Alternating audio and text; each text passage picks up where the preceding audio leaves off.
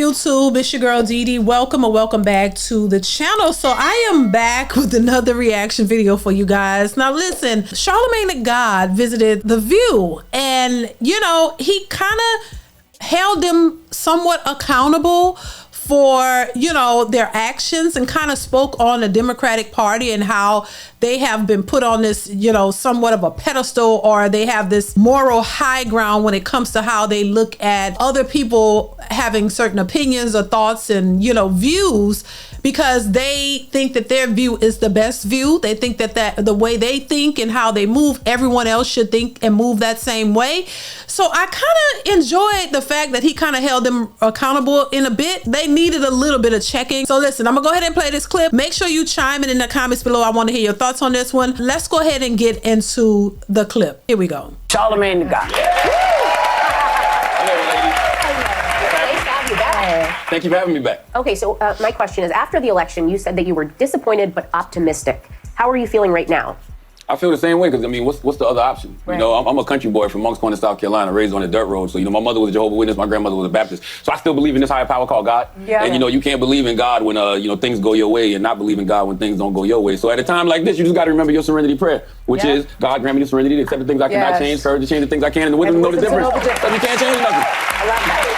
Yeah. Especially the wisdom to know the difference, right? We can't change anything. Can't. I mean, you know.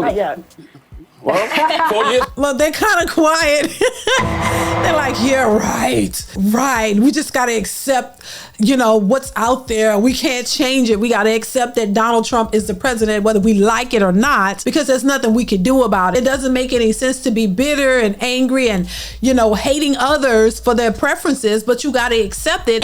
And on top of that, be open to differences. I say this all the time. People are so consumed with being right and wanting people to follow their footsteps to the point that you can't even accept that everybody doesn't think like you. Everybody doesn't have the same needs as you do. Everybody is not going to just follow what you expect and want them to do, because that we would not be individuals. We would not be independent amongst ourselves. We would all just be in this echo chamber of just follow the leader, and that's just not realistic for people in general. What I've noticed, especially Sonny and all Whoopi and all, you know, on The View, is that they are pissed, you know, because people didn't do what they wanted them to do when it comes to this election cycle, and they're just mad. And instead of looking at the reality of what it is and what's been going on and accepting that and trying to have some type of understanding as to where people were coming from, they just wanted to just demean people in a sense and put people down because, or make it seem like they're uneducated and stupid because they didn't vote the way you thought that they should. So I think he has a really good point there, but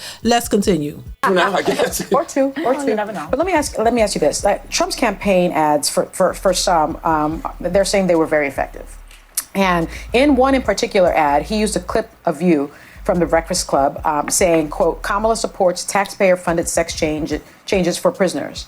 You say that line was taken out of context. I know it was, but it went on to become one of his most effective campaign ads. I'm also featured in one of his campaign ads. You might have been one and two. Yeah, I was. He texted me and let me know that. Context. No. No, it wasn't. But what were you actually saying in the clip? And can you please explain that? And how does it make you feel that the campaign used you like that? Well, it's never good to be taken out of context, but I was explaining to my listeners how effective I thought the actual ad was. Like, you know, the ad was effective before I was in it. I was just sitting at home watching football, and I saw it, and I was like, whoa. And so I knew the immediate reaction was going to be, you know, people are going to say, hell no, I don't want my taxpayer dollars going to that. So I was explaining that to my listeners. So, I mean, yeah, it never feels good to be taken out of context, but what I didn't like the most was that they didn't do anything to combat it. Right. I would have ran the same ad and just said, Donald Trump, you know, what is it? Donald Trump supports, what was it? He was the one that was supporting taxpayer. Yes, Donald Trump supports taxpayer-funded sex changes for prisoners. I would have ran the same ad because it was legislation under him as well. And you know what else I would have did if I was our campaign?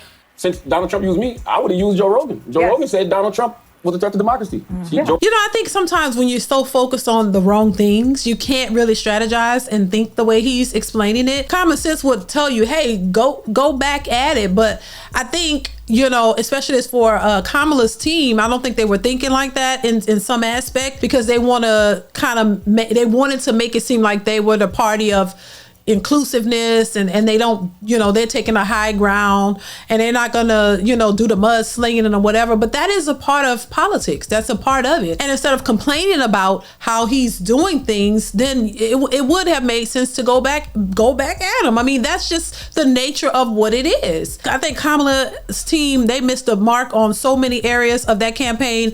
I don't think that they capitalized on it. I thought they focused on celebrities and all of them performances and things way too much. And of course, we know now spent way too much money and to no avail. You know what I'm saying? So I think they could have done a lot more and done it much differently than the way that they did it. They almost ran a campaign as if they thought the American people were foolish or stupid and didn't catch on to what was happening. That's undermining the intelligence of people, and people don't like that. And when they see through the shenanigans, it showed in the way that they voted in the polls. And I think a lot of the Democrats don't understand that, and they don't want to try to understand it. It's just like, how dare you go against us? How dare you go for this criminal? You know what I'm saying? They can't get out of their heads of why people still voted for somebody that's considered a criminal and a bad person. They just can't fathom the idea that, damn, no matter what we did, no matter how much money we spent, people still did not vote for them. That's how I see that. But let's continue. Rogan said he thought Donald Trump was, I think, unhinged was the quote. Right. You got to mix it up. You got to get dirty with these people. You know what I'm saying? Like, you got to muddy the waters a little bit, cause confusion. Yeah. Let me ask you something that's going around right now. A lot of this conversation about President Biden getting criticized from both sides of the aisle for pardoning his son Hunter after repeatedly saying he would never do it. And a lot of people are saying that it's hypocritical, etc., as if the other side doesn't do it. But what's your reaction to it? I mean, I think all of the criticism is valid because, Democrats stand on this moral high ground all the time. And, they act so self-righteous. The reality is, he didn't have to say anything in regards to, whether or not, his son wanted to be pardoned. He could have said, hey, man, I'm not focused on that right now. But since they were calling Trump a threat to democracy and they were saying that, nobody's above the law, but they were speaking about him, that's what they were running on. So when he kept saying things like, nobody's above the law, I respect, the jury's decision in regards to my son, he didn't believe that. But he didn't have to volunteer that lie to begin with. Right. I don't think Republicans are crashing out or people are crashing out because of what he chose to do. Some people do look at it as hypocrisy. You know what I mean? You said you would never do it and you did it anyway. So I think people are just calling it for what it is. But, and the Democrats are sitting back scratching their heads looking like, wait a minute, how do we respond to this? What do we do to this? Because now it looks like he's a liar and he's caught in a lie. How are we going to defend this? I think that's how a lot of them are approaching it. They don't know. So they're kind of mad about it because it goes against what he said. They know and expect others to pick that apart. But I don't think people are crashing out as much as the Democrats have been crashing out over Donald Trump winning the election. I think people are looking at it for what it is. And like he said, it is definitely something to scrutinize or something to look at because, it is hypocritical. If you said one thing and you do something other than that, and then you criticize somebody else for doing the exact same thing, then yeah, of course, you're going to look at it and say, okay, that's not right because you were so vocal on Donald Trump doing things like this. And then you go follow the exact thing, go do the exact thing. And you don't think that, that is considered hypocritical? And that's just what it is. I don't think it should be something where we make it bigger than what it is or make it smaller, but call it out as it is. But let's continue. You don't know that it was a lie. We don't know why he changed his mind. You really think he just changed his mind over Thanksgiving weekend all of a sudden? No, I'm going to tell you what I think. Okay. Yeah. I think he changed his mind because he got sick of watching everybody else get over.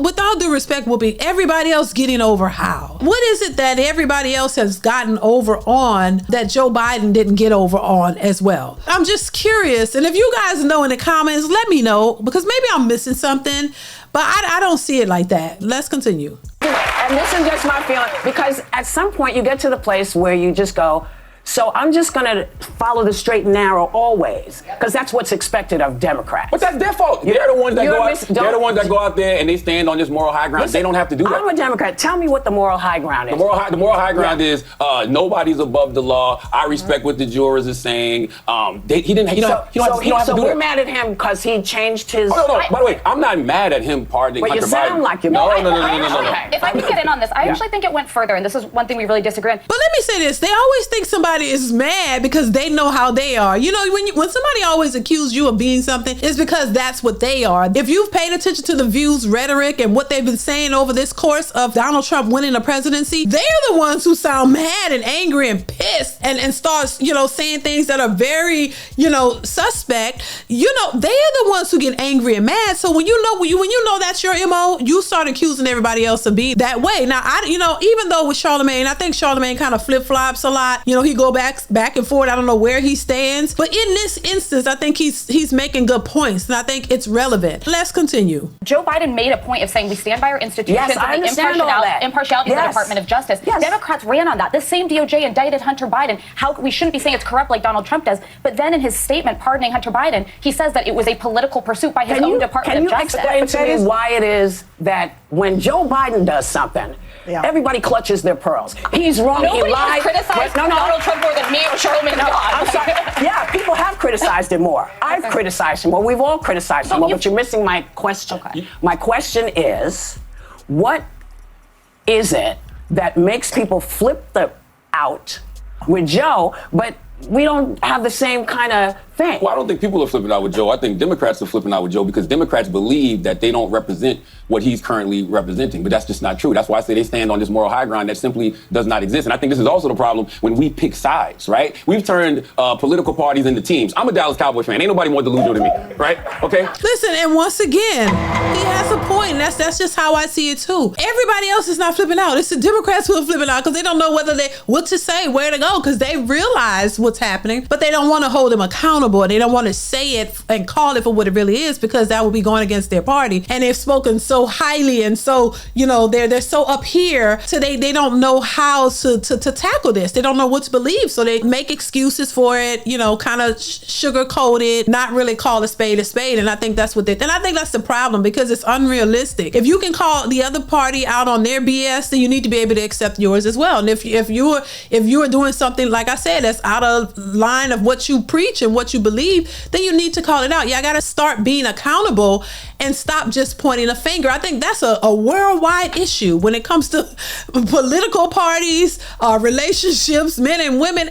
I mean, that is a major issue. You know what I mean? There's always someone who thinks that they're much better than the next. And then when they make the mistake, oh, well, you know, let's not really call it a mistake. Let's just, you know, look over it because we're perfect. You know what I mean? That's the kind of vibe that is given. And I don't think they know what to do with that. But let's go ahead and finish this part. I feel like we're going to the Super Bowl every year, but I'm not delusional. Well, no, that is delusional. But when it comes to political parties, if you pick a side, right, if you say you're a Democrat, if you say you're a Republican, you refuse to be objective about anything. That's why I'm an independent. Yes, but that's not a monolith. We're not, Democrats are not a monolith. But why can't you say when Democrats are wrong? And why can't Republicans say when Republicans are wrong? I'll tell you when Democrats are wrong. So you don't think Joe Biden is wrong? No, I don't. Can I just point this out to you? The president has a pardon power, right? I didn't say you were ridiculous, Ms. Goldberg. I would never. I said that. I just think that's. Think about it. Think about it this way.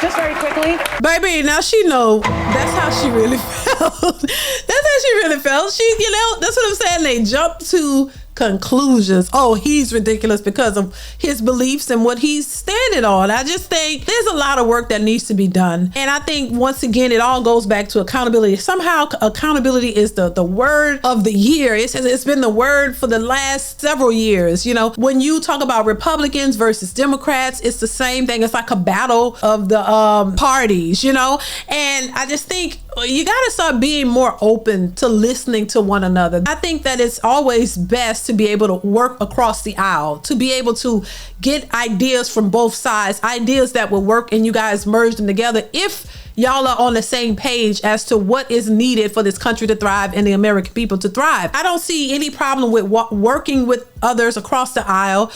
It's been done before. It's not like it would be a new thing, but stop being so hypocritical and judgmental because you don't like a person's personal preferences. I think we'll be in a much better place, but it does get entangled when you have people who are only, you know, I'm Democrat, I'm Republican, I can't stand you because of it. Not about your ideas and your interests in doing things that will push us forward, but just a simple, sheer idea that, oh, you're a Democrat, I'm Republican, oh, we're at odds, we're enemies. I think that has to stop. That is not good whatsoever for this country. Y'all let me know what y'all think in the comments, though, of what Charlamagne had to say. Comment, like, subscribe to the channel if you haven't already, and I will see you guys in the next one. Bye.